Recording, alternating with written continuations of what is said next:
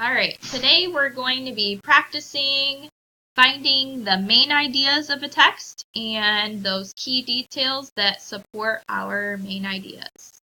Our standard that we're covering today is determine the main ideas of a text and explain how they are supported by those key details. So some strategies that we talked about this week, just kind of reviewing those for you. We can really get a good idea of what this text is about before we even start reading.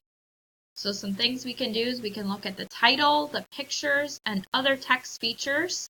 Remember this week when we talked about how subtitles help us find the main ideas of a longer text. If a longer text has multiple paragraphs, it's going to have more than one main idea. So we're just asking ourselves, what will this text be about?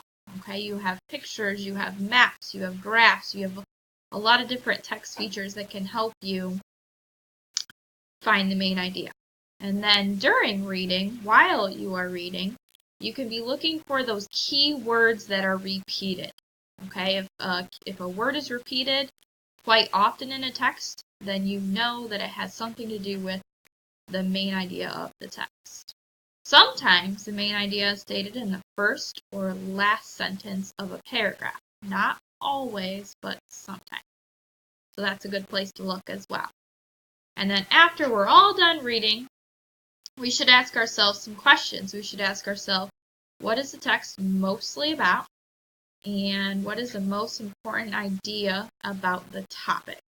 Okay, and you're going to get an idea of the topic by looking at the title.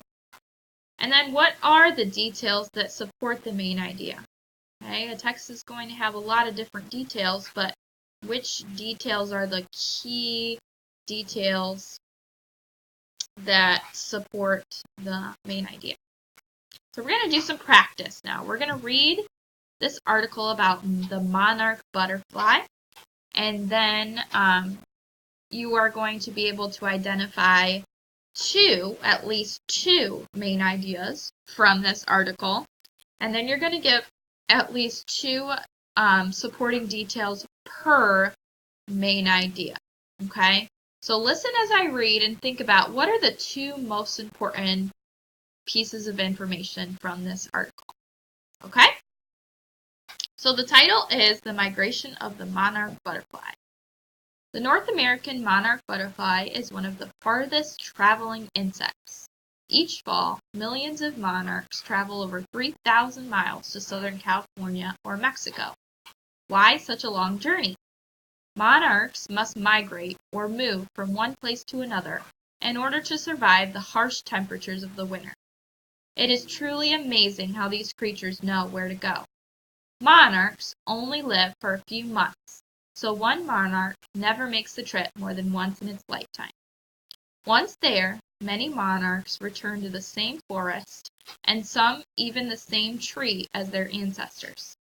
This ability to know when and where to go is known as an innate behavior, or one that monarchs are born with naturally, similar to the way a baby sea turtle knows to swim. While in the warm forests, male and female monarchs mate. Shortly after the male monarchs die, the females will remain alive long enough to lay their eggs. When spring arrives, the females begin their journey back north. Along the way, they lay their eggs on milkweed plants, which is a major source of monarch nutrition.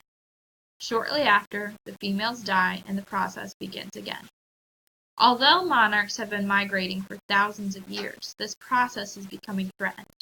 Illegal logging in Mexico has resulted in a reduction of the amount of available forest for the monarchs. If this continues, the future of monarchs is questionable. Okay, so now I want you to be able to identify two main ideas from the article. Okay, you can go back to this article and reread if you need to, as well as find two supporting details that support each main idea. Okay? All right, good luck.